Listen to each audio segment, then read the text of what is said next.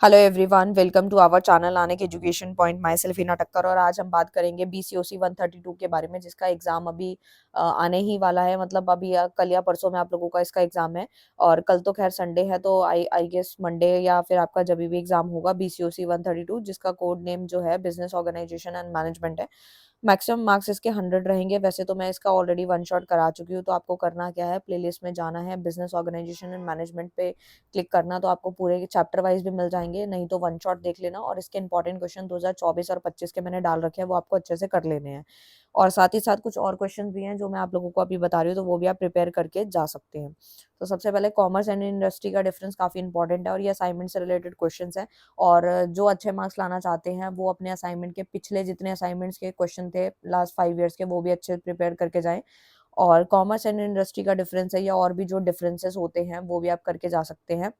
और साथ ही साथ जो है, what are the objective of cooperative form of organisation क्या है, एंड उसके फायदे नुकसान, ये पूछा गया था 10 नंबर के अंदर।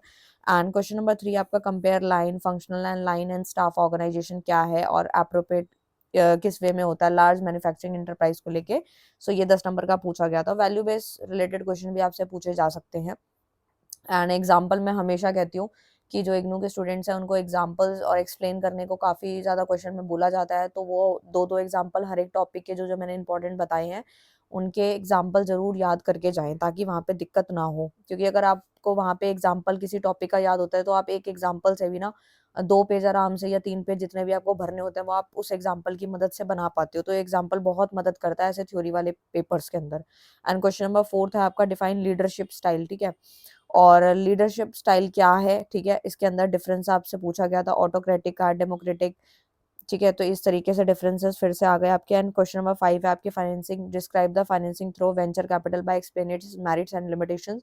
और मैं एक चीज बता दूं आपको कि क्या क्या गलतियां हो सकती हैं आपके इस पेपर के अंदर, वो भी मैं आपको पहले से बताना चाहती हूँ, क्योंकि मैं हर चीज पहले से क्लियर कट करके चलना चाहती हूँ, और ताकि आपको वहां जाके दिक्कत ना आए। ठीक है, अब बहुत सारे बच्चे ऐसे हैं जो कि जॉब वगैरह कर रहे होंगे और अनदर कोई कोर्स कर रहे हैं, उनके पास टाइम नहीं होता ग्रेजुएशन में इतना पढ़ने का।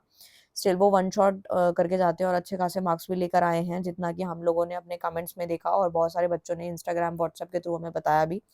और नोट्स चाहिए तो वो बिल्कुल रेडी है, लाइन टू लाइन है। उसके बाद आपको बुक खोलने की जरूरत नहीं है। अगर आपके पास 2 या 4 दिन या फिर कितना दिन भी है, तो आप वन शॉट के साथ में अपने नोट्स को रीड आउट कर सकते हो, क्योंकि उसमें फ्लो चार्ट्स बने हुए हैं और एग्जाम्पल्स भी लिखे हुए हैं सारे।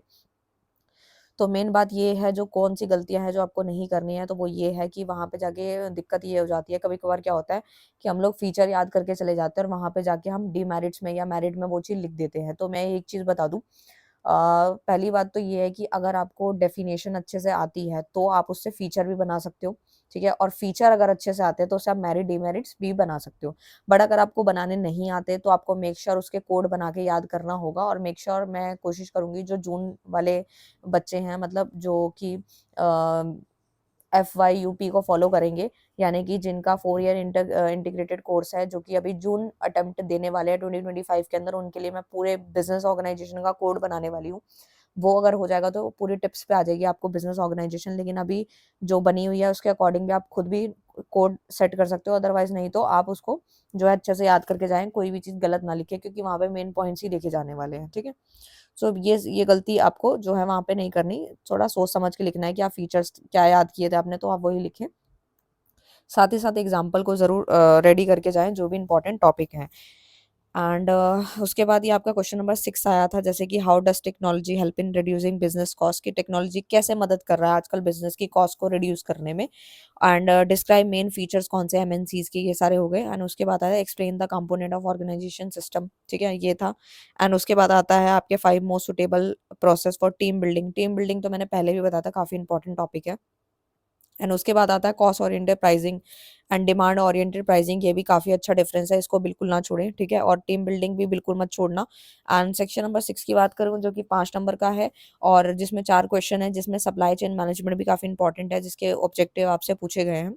एंड उसके बाद आता है ऑर्गेनाइजेशन के form of organisation, public enterprise हो गया, प्रिंसिपल ऑफ प्लानिंग हो गया, लीज फाइनेंसिंग हो गया।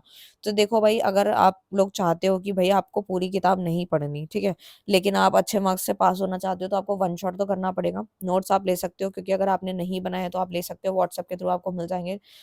ठीक है, सो इस चीज़ का ध्यान रखना है कि आपको तैयारी अच्छे से करनी है, टेंशन की कोई बात नहीं है। बस ये याद रखना कि जिनको ज़्यादा नहीं पढ़ना वो सीधा-सीधा वन शॉट कर ले, नोट्स पढ़ लेना और इम्पोर्टेंट टॉपिक वाली वीडियो उठा के एक कॉपी पे उस टॉपिक को नोट कर लेना और उन्हीं टॉपिक को अपने नोट्स में से जो आप परचेज़ करेंगे, आपने कर लिए हैं, उन्हीं में से आप प्रिपेयर कर लो और 1-1, 2-2 एग्ज़ाम्पल तैयार करके चले जाओ।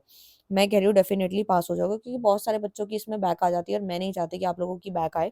और बैक आने का रीज़न भी यही होता है कि हम शीट नहीं भर पाते और वहाँ पे समझ नहीं आता। कई बार तो 2-2 क्वेश्चन भी छूट जाते हैं, रीज़न यही होता है कि हमें एग्ज़ाम्पल याद नहीं होता और हम उसी टाइम एग्ज़ाम्पल सोचते-सोचते शीट भरते-भरते टाइम वेस्ट हो जाता है।